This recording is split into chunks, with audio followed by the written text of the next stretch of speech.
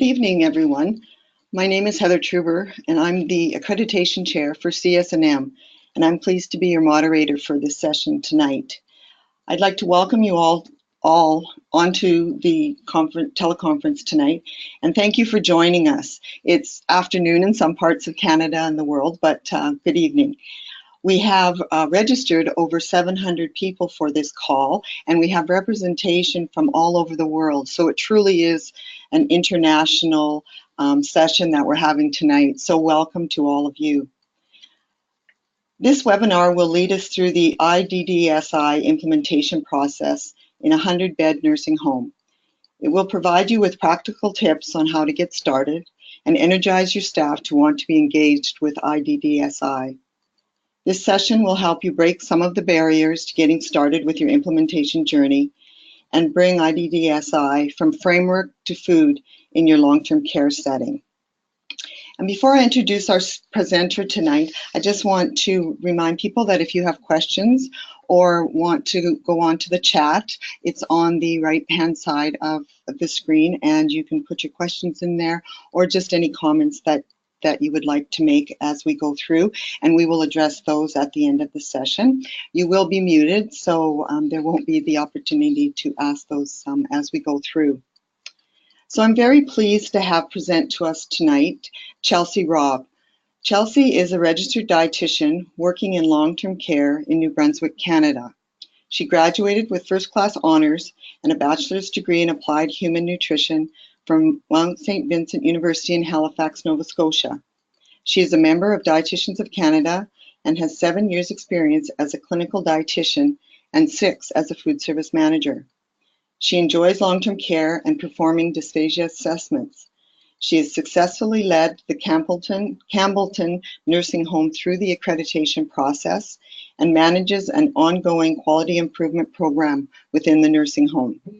Her keen interest in IDDSI comes from a desire to more safely serve her many residents with dysphagia. Thank you very much, and I'm pleased to have Chelsea begin her presentation tonight. All right, so thank you, Heather. I wish to start by thanking Peter Lamb for inviting me to present to you from Framework to Food, implementing the IDDSI in a long-term care facility. Let us begin with a presentation overview. The presentation will be organized as follows.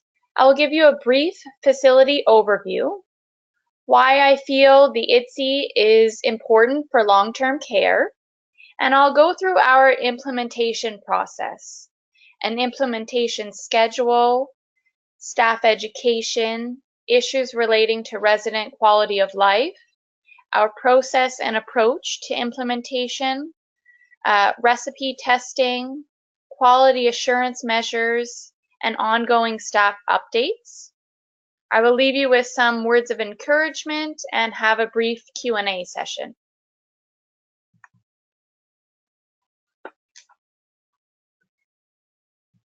In terms of our facility characteristics, I am the clinical dietitian and food service manager. We are a 100-bed nursing home.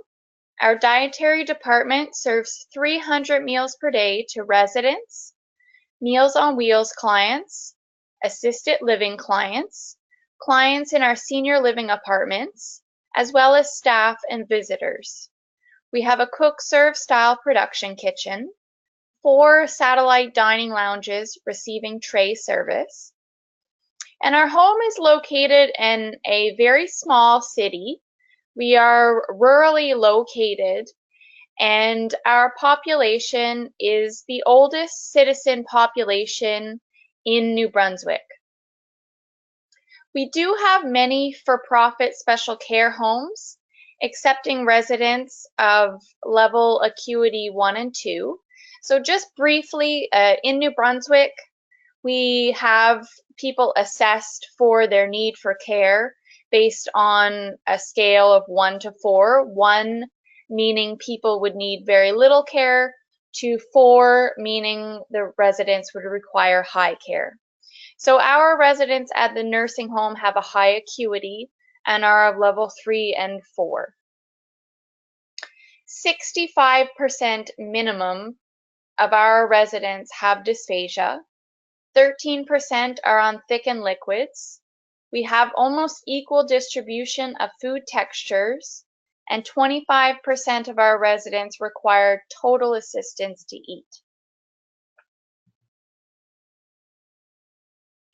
In terms of our process, we are not fully implemented in the IDDSI at our long-term care facility, but we are well underway to doing so. Right now, we are continuously recipe testing with pieces of implementation occurring as we roll along. We are auditing trays at the point of service using IDDSI testing sheets, which I will show you later on. We have created a gelled bread recipe that works for us and meets 4 pressure test criteria. We have updated our breakfast card colors, and we have completed the first education phase for our entire facility with continuing education for dietary staff at every staff meeting to discuss progress and understanding of terms and descriptors.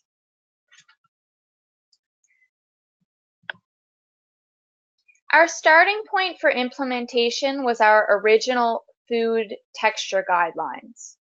We were lucky at the Campbellton Nursing Home to have diet texture guidelines very close to IDDSI descriptors before the implementation began, and our former diet textures are as follows. We had a regular diet, a cut-up diet, which is similar to the soft and bite-sized but much more liberal. We have a ground diet, which is similar to minced and moist, but again, more liberal and not as strict. We have a ground meat only diet, a pureed diet, and liquids only.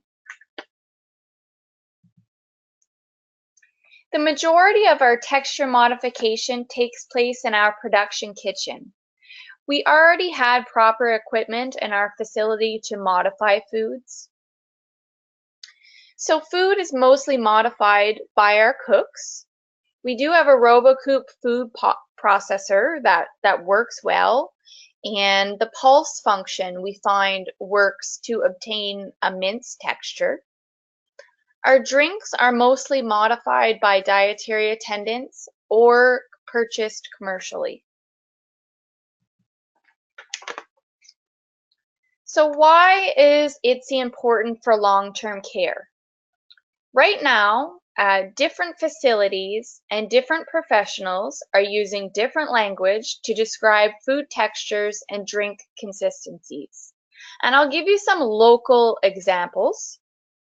The Campbellton Nursing Home traditionally used the term ground, and we provided regular soup and we allowed bread on this diet, where the local regional hospital in the same community, just one street over, had a minced diet where their soup was pureed and they allowed bread.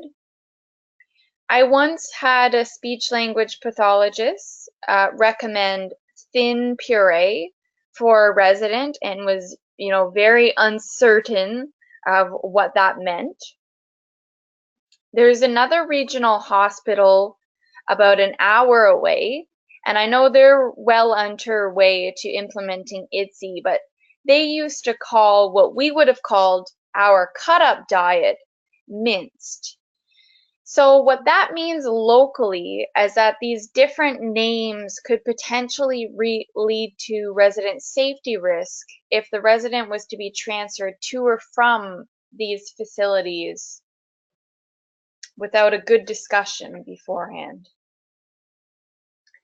I wish to share a brief story that I find now a little bit funny. In Canada, we have an evidence-based nutrition database for dietitians through Dietitians of Canada. And for 6 years as a food service manager, I searched that database looking for texture modification guidelines to help our food service staff. So for me, when I knew about the IDDSI and when it came along, It was a real problem solver for us and a no-brainer to implement.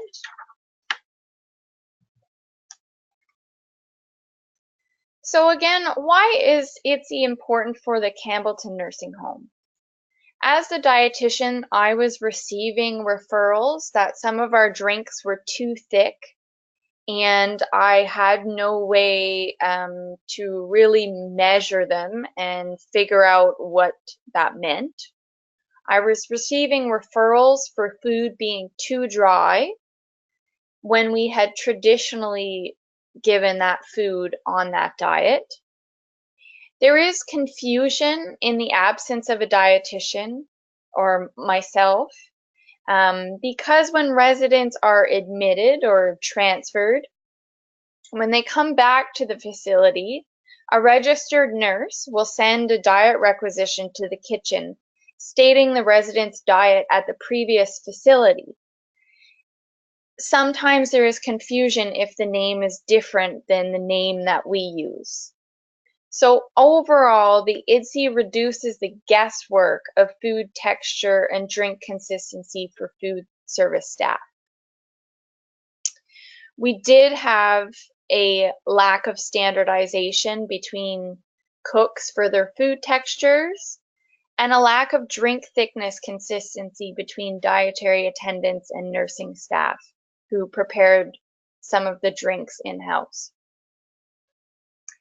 External factors for implementing the IDDSI would be that to reduce or increase resident safety risk upon transfer to or from another facility.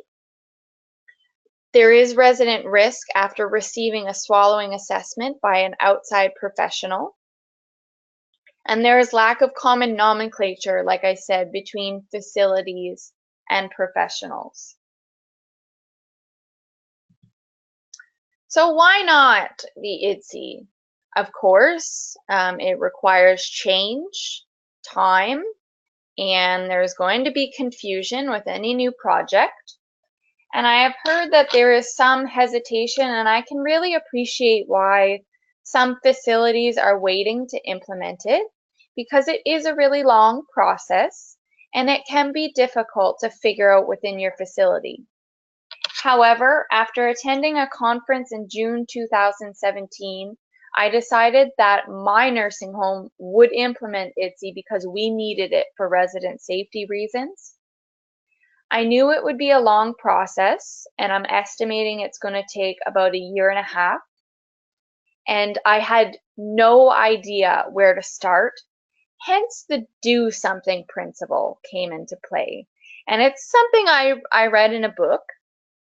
So basically, I just started with educating all applicable staff, all dietary staff, nursing and administration, and I included why I felt it was important for the nursing home to take on this project.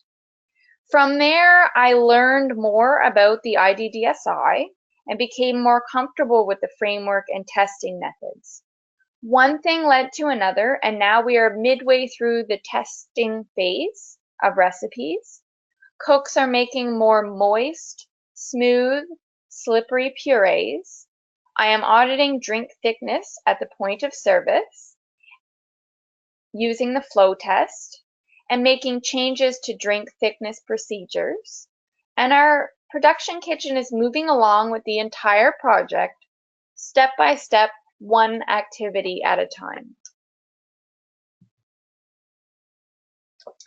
In terms of our implementation process, my first step was to develop an implementation schedule.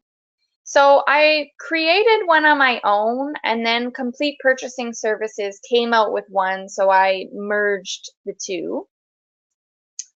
And what I had was I created a checklist of tasks to complete to work towards implementation, seeking administrative approval and support, creating this schedule of tasks, who's going to be responsible for them and time frames.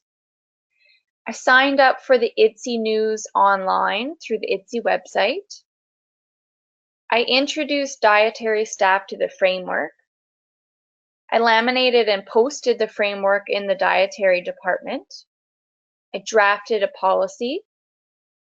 I developed a presentation for staff education and then educated staff. Circulated a newsletter article. Explained diet changes at resident council. I updated resident breakfast cards and then started recipe testing. It's important to note that as part of the process, I started networking with different New Brunswick professionals interested in IDDSI and created a small group where we could ask questions and share documents and help each other. In terms of staff education, I introduced all dietary staff to the framework because they were going to be the ones doing the majority of the work towards it. And I did this over a series of staff meetings. I laminated and posted the What is IDDSI poster in the production kitchen that's available on the IDDSI website under the resources section. I put IDDSI introduction on our facility calendar and educated all dietary staff and as many nursing and administration staff as possible.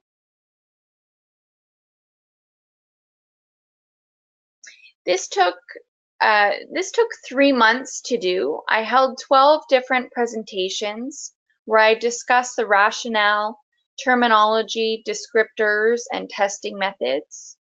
I used a really hands-on approach to try and make it fun and interactive for staff. I brought foods, thick drinks, and test materials like plates and spoons, forks, syringes and timers, etc. To the training sessions. And I did an activity with bread that I found very engaging for staff. And I'll just give a little description of what we did and why I found it engaging for participants. So I brought bread with me to the sessions, and I instructed staff to take a bite-sized piece of bread, move it around in their mouth with their tongue without using their teeth, trying their best to squish it for about 30 seconds. And then I had them spit it out on a plate and look at it.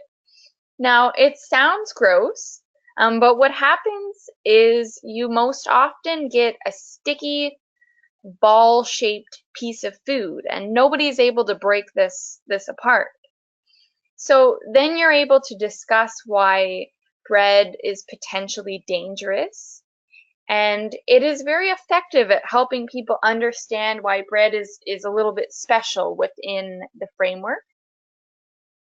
So the education process brought IDDSI from framework to food.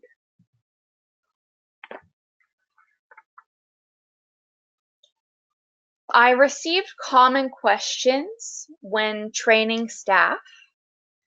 Resident quality of life issues related to IDDSI in long-term care will be asked by staff during the education process. I can guarantee you that. It is important to encourage open discussion and have policies and procedures in place related to diet refusals to promote resident rights and reduce the risk and liability for your facility. So one of the first questions I got is, will residents be able to eat bread after IDDSI implementation? And the answer is simply yes, if assessed as safe by a dysphagia clinician. Since learning about the IDDSI in June of 2017, we have had a reduction in the serving of bread as a whole piece, just by attrition and learning about its risks. 10 months later, our ground diet, what we used to call it, is becoming much more like the minced and moist.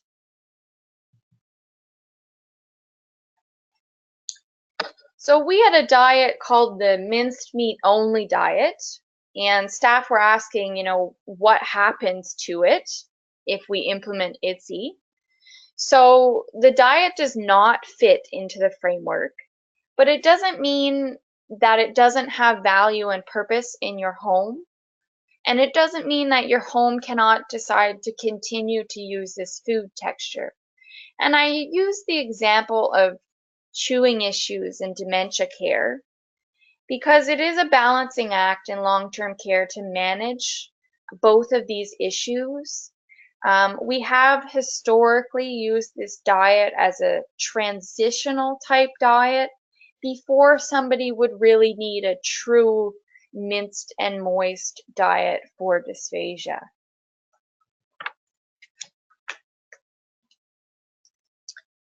Residents do have the right to refuse medical nutrition therapy, including modified food textures and drink consistencies. We at our home have a policy and procedure in place to allow for that and discuss how we're going to mitigate our risk. We do have a waiver that families or power of attorneys or residents can sign if they do not want to follow recommendations of dysphagia assessors. The important thing is really to document this process and to keep in mind that it is very important to continue to offer client-centered care with respect to residents' right throughout your entire implementation journey. I have an example of an IDDSI policy, and the first objective is to use global standardized terminology and definitions for texture-modified foods and thickened liquids. And the second is to help improve the safety and care of residents with dysphagia by helping our professionals and staff better communicate individual resident needs to interdisciplinary teams. And our policy statement would be that the nursing home will use IDDSI as the foundation for texture-modified foods and thickened drinks provided to residents.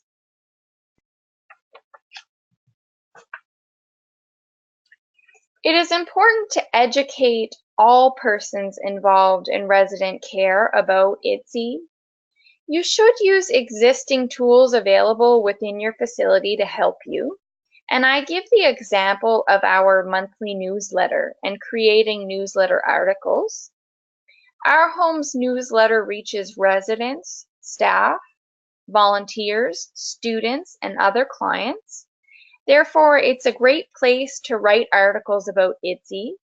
And to do this, I encourage you to do this before and after related changes occur. We have an existing resident council in our home, and it's important to keep your residents informed of changes that will affect their diet and potentially quality of life. So attending resident council gives residents and family members the opportunity to ask questions and give feedback to you on the implementation process. And I really encourage you to, inform the coordinator of these meetings that you would like to attend and discuss IDDSI and advise residents of upcoming diet changes.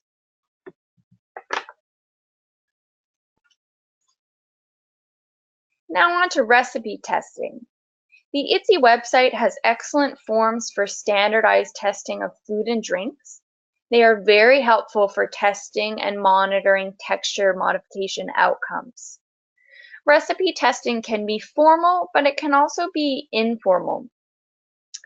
And I've used an approach sometimes where I'll take a small sample of food to my desk and compare it to the standardized tests on the testing forms.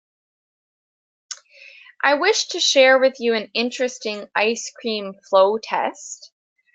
So what I had done was I took an ice cream cup that we had and I melted it. And then I did the flow test. and nothing poured through the syringe. So it tested as extremely thick using the flow test, but when I did the spoon tilt test, the liquid ice cream just flowed off the spoon as it was near moderately thick. So this is to say that some foods may not behave as you expect them to, and this is why recipe testing is really important. Once a recipe was tested, I updated it to make it IDDSI friendly, and I'll show you what I mean by that on the next slide. I used a very basic approach, and this was documented at the bottom of our recipes to indicate to the cooks how to modify the food to make it fit within the different criteria. And this recipe shown here is for chicken bouillon, like a chicken stew. And it shows what is required to make a specific recipe meet the dysphagia diet standards.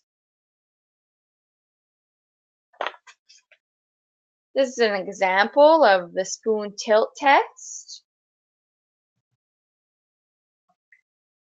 And this is an example of the food testing forms that you can find on the IDDSI website. It is being trialed right now by our cooks, and it proves to be very user-friendly.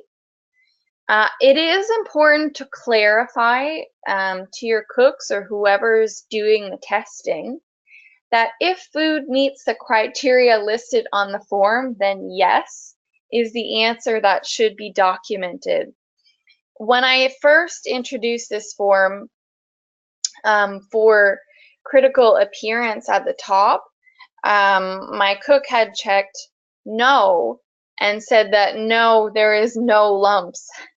So just to clarify that yes means the criteria is met. Here's an example of the testing form for drink thickness.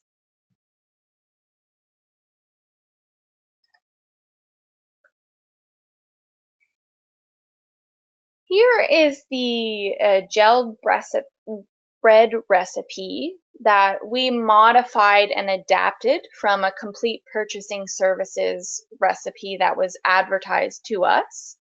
It does meet the fork pressure test criteria at room temperature. Complete Purchasing Services had shared this recipe with members, so we thought it was a great idea to try it. And after the cooks and I tested it in our production kitchen, we modified it to meet our needs. At the beginning of March, we began using this for our minced and moist hot chicken sandwich, and nobody even noticed the difference between regular bread and the gelled bread. And I have photos on the next slide. So in the top left corner, you have a piece of the bread, and this is a version where we removed the crust.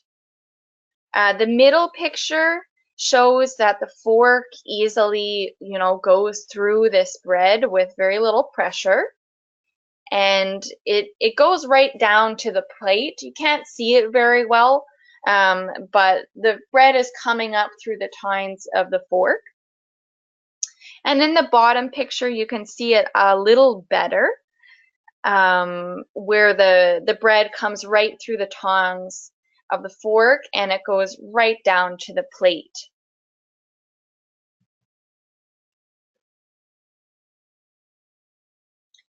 It is best practice in long-term care to audit food textures and drink consistencies. We do perform quarterly tray audits at the point of service in our home. First, we randomly select resident trays and make sure that they match the care plan recommendations. And then we use a test tray with different food textures as a quality assurance measure for food texture and drink consistency.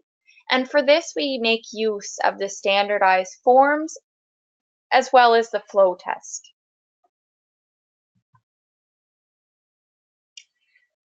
The IDDSI testing forms and flow tests can be easily incorporated into quality assurance protocols.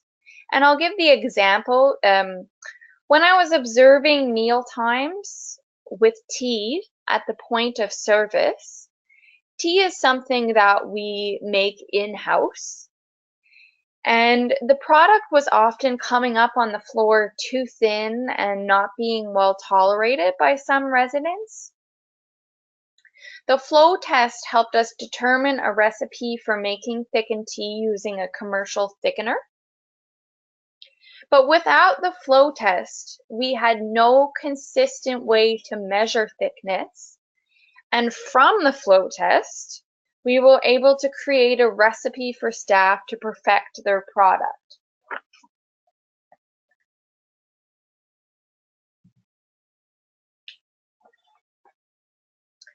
We do have color-coded breakfast cards for each resident indicating which diet they are assessed for and what to serve each person every morning. One step we took to move towards implementation at breakfast was to update our cards to IDDSI colors. Our pureed cards for residents used to be pink, and we changed them to green to match the IDDSI colors. Our ground / very soon to be minced and moist cards were blue, and we switched them over to orange. Through this process, we realized we didn't have a breakfast card for liquidized diets, so we created a yellow one. And our next phase will be updating some breakfast cards to eliminate or show alternatives for certain foods that don't meet the IDDSI criteria.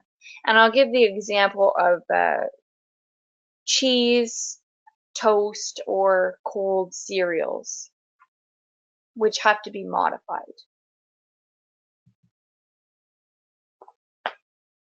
Staff education continues to be so important on a regular basis during the implementation phase. We have always had issues with proper texture, and the IDDSI framework gives dietary staff a better understanding of how texture-modified foods should behave. So staff updates continue monthly in the dietary department at every staff meeting.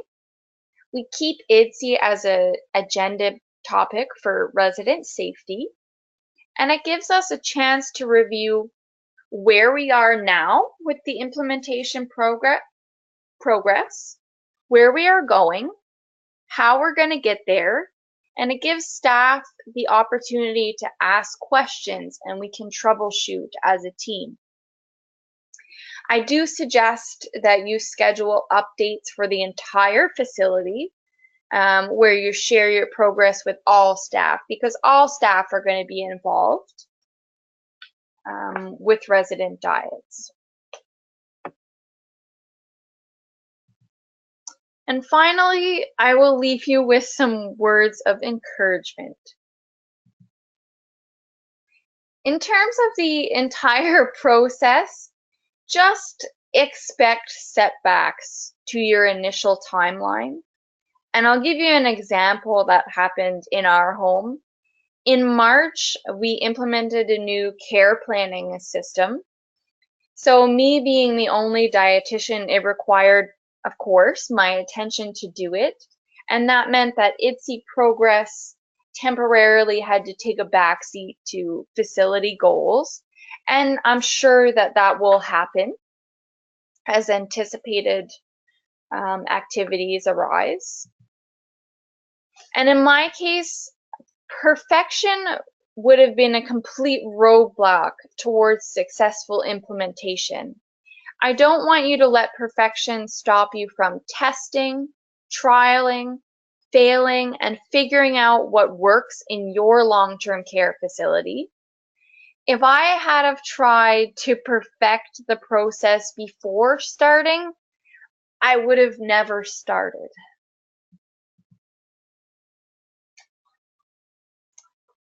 I want to encourage everyone to be an IDDSI champion.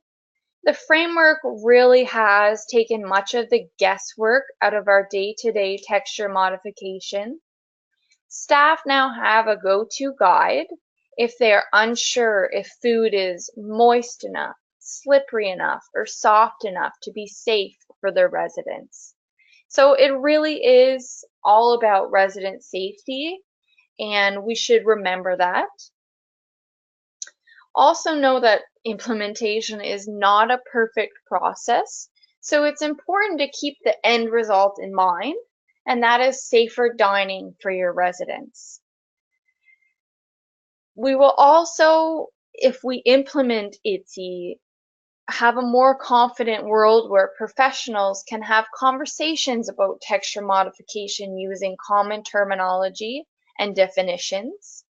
And I have really high hopes that after IDDSI is implemented around the globe, that there will be better techniques to research dysphagia management outcomes for our residents. So with that, I'd like to thank you for attending the session. From Framework to Food, Implementing IDDSI in a Long-Term Care Facility. And I'll open it up to questions and comments. For sure. Thank you so much, Chelsea. That was very interesting, and really appreciate the kind of grassroots information of going from the framework to food. I do, there are a couple questions I'll just answer before I send more over to you. A number of people have asked about a certificate, and that this webinar is approved for CE points for CS&M members, but if you're not a CS&M member, then you'll have to check with your respective organization to see about getting CE points and or certificates for the for attending the session.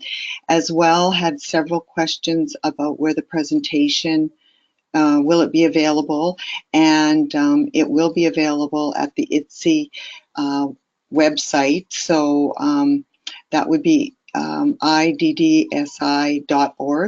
and you will be able to find the previous webinars there as well as this one.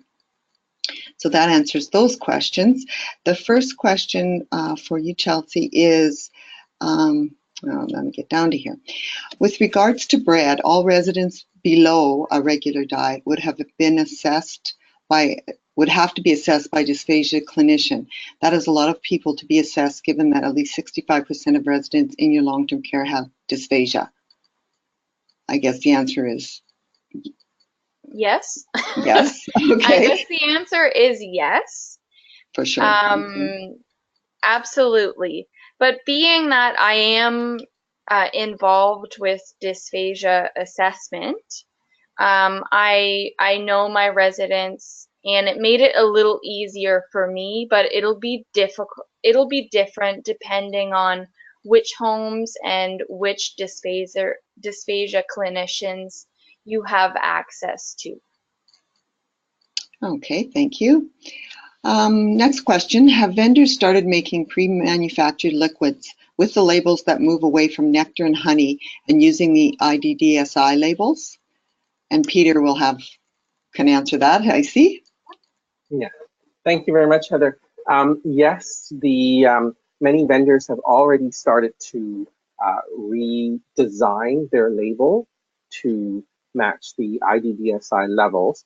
We are aware that Simply Thick, the Easy Mix, is already displaying the IDDSI levels and colors. We are also aware that Hormel is working with their products and will be making those available very shortly. We were told sometime in mid-April, so you should be seeing that. We are also aware that Nestle has worked on their mixing instructions and will have new mixing instructions available to everyone very, very shortly that outlines recipes for the IDDSI levels. And we're also aware that many food manufacturers, Olymel, Maple Leaf, Medtronic, CMI, Appetito are currently working on also putting the IDDSI level identification on their labeling. So if you have not heard any of the vendors that you've used mentioned in the answer that I just gave, please feel free to contact them and let them know that you would love to see the IDDSI levels labeled on their products. And should they wish to have more information, you can always point them to the IDDSI website, where we actually do have some reference materials for manufacturers as well. So don't hesitate to send them back to us should you wish to see that change, or we would encourage you to do talk to them and ask them about labeling for IDDSI. Great. Thanks very much, Peter. Next question, are you using gelatin or thickener in your recipes? We use Nestle Thicken Up Clear for thickening all of our fluids and foods. Are your thickened or gelled recipes heat stable? We do use the Nestle Thicken Up Clear as well. I would say that yes, it's heat stable, but you would have to test it at the different points of service. So not only after just making it, but either 15 minutes or half an hour after to test. Okay, thank you. Next question, what is a breakfast card? It's something we use in our facility. We are, like I mentioned, we are a very small rural home in New Brunswick, Canada, and we don't have food service software. So we use paper cards to indicate what the residents receive for breakfast every morning. All right, thank you. Next question, how do you plan to do the transitional foods? Can I hand that one over to Peter? Sure. Peter wants to take it. Sure. Chelsea, thank you. I think the needing some clarification with regards to transitional foods. Okay. We can just explaining it. We can explain it from the perspective of transitional foods or foods that do not fit into any of the IDDSI levels specifically because they change with the addition of moisture, or they may change with a change in temperature. So this may have been a misunderstanding from a number of IDDSI users, thinking that the transitional foods is actually a level in itself. What we have advised people to consider is whether the individuals that you assess would have the ability to manage some of these transitional foods that do change, as I said, with temperature or with added moisture. Traditionally, these transitional foods have been used for rehabilitation purposes. So it could be things like puff type snacks that do melt with the addition of saliva. It could even be ice cream that will start in a more solid format and become liquid once it sits in the mouth for a while. So these foods need to be individually evaluated for the patients that you have. And we hope that people will be able to do that to be able to introduce a variety to the people that they support by considering the use of transitional foods where it's appropriate. Thank you. Great. Thanks very much, Peter. So the next question is, sorry, I was leafing through to see if there was some duplicate questions, because we've got lots and I don't want to miss some. So the next one is, thank you for a great summary.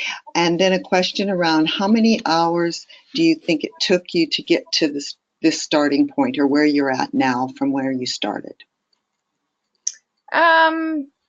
Hours?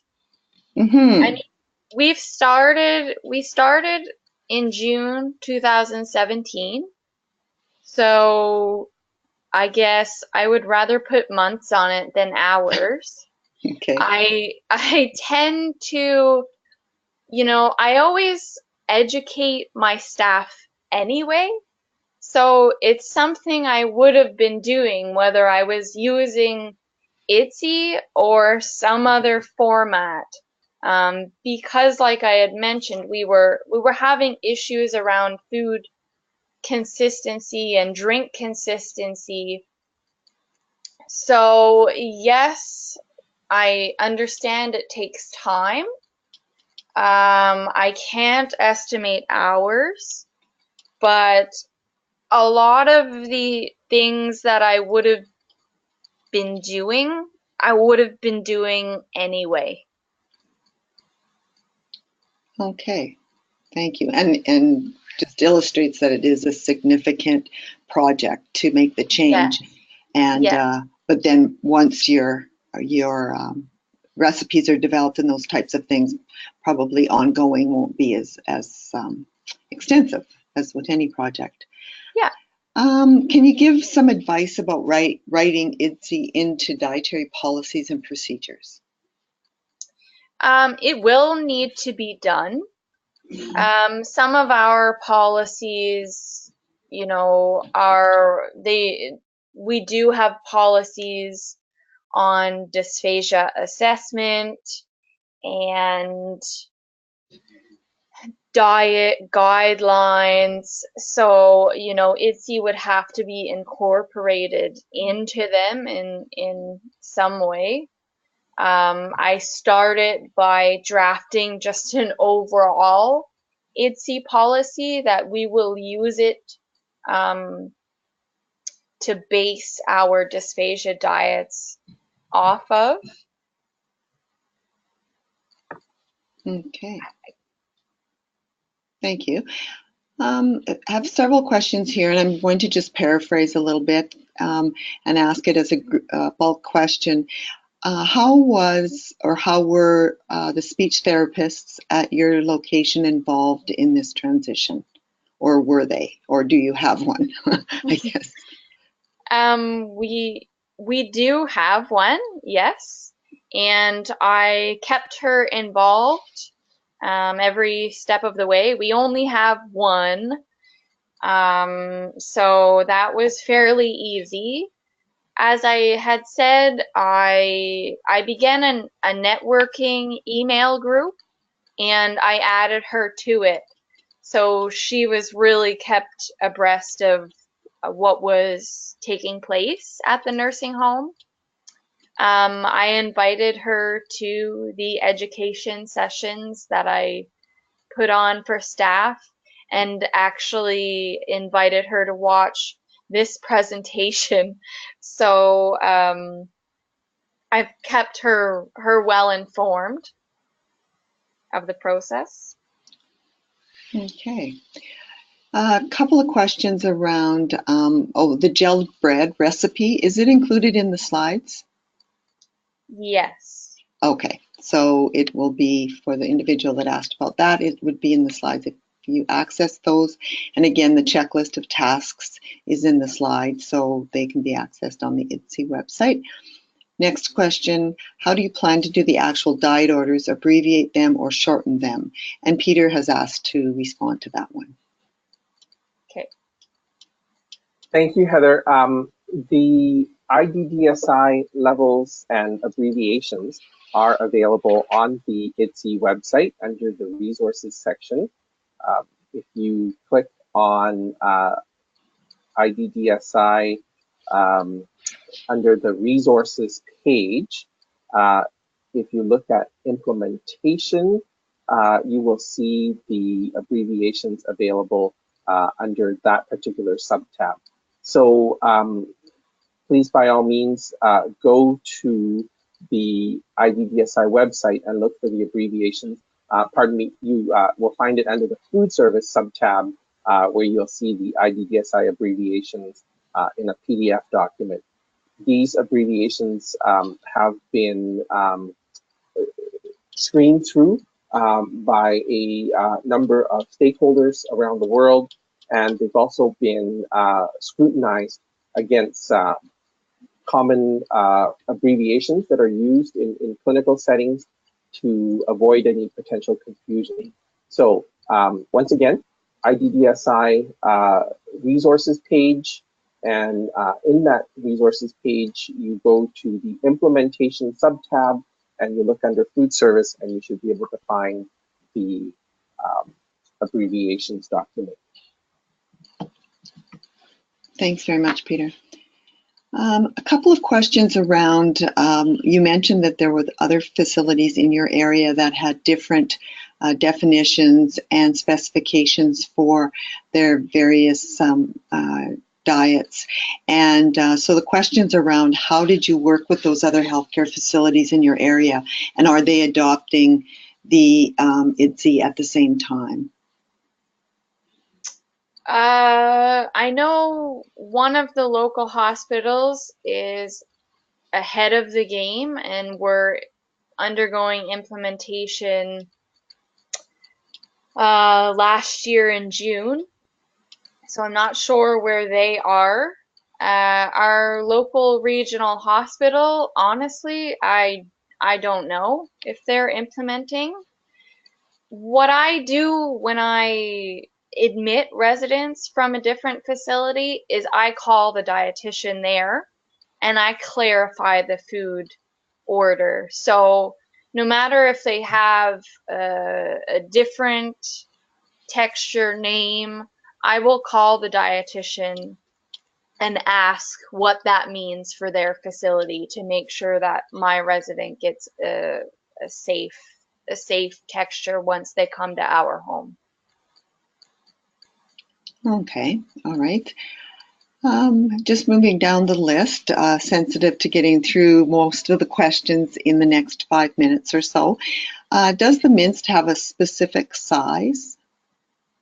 Yes, it does. It's specified in the IDDSI framework. Mm-hmm. Okay. And then what are some breakfast recipes that seem to work for most levels?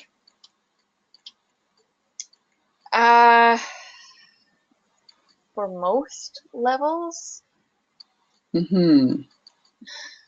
yogurt. We do have a challenge with breakfast. We do serve cream of wheat. I have not yet tested it. And we do serve an oatmeal that is a little bit modified. So it's less lumpy, but it does still have lumps. We also have muffins on our menu, and for the purees, we eliminate toast and we puree a muffin instead. Okay, thank you. Just a question, is your home thickening fluid centrally or at point of service? If centrally, do you thicken all levels for a variety of beverages? We thicken, so we buy a lot of commercial products. We buy thickened milk and thickened juice. We thicken internally in our production kitchen, not on a satellite unit, unless it's nursing staff doing it for snack, and that's a little bit different. But just in terms of our production kitchen, we do thicken in-house tea and coffee. And maybe I can just get another read on the question to make sure I fully answered it, or if I only half answered it.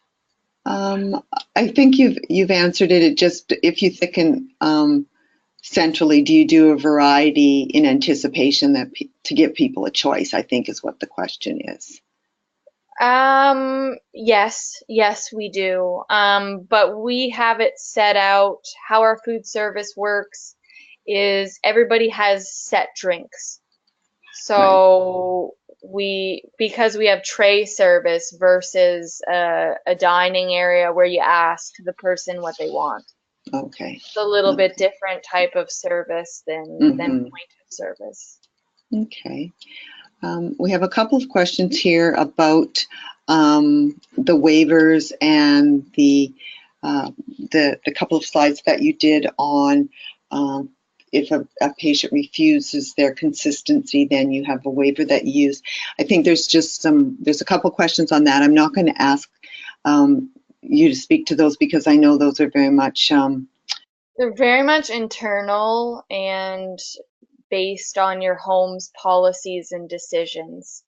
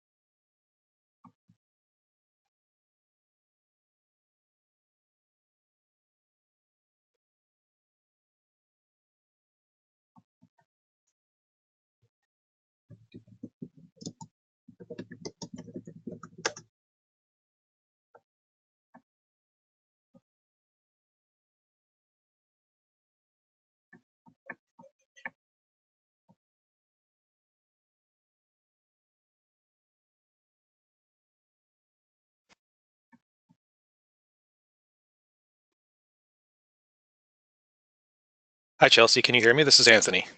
Yep. I think we lost Heather. Okay. Peter, are you still on the call? Yes, I'm still on the call. Thank you.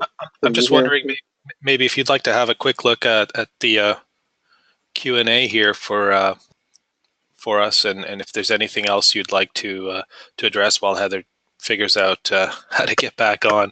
Even though I think we will be wrapping up soon, I just figured this would be a good chance to double check. Yeah, absolutely. I think there were a number of questions that people have been asking around the use of bread. We do have a comprehensive frequently asked question available on the IDDSI website around the use of bread.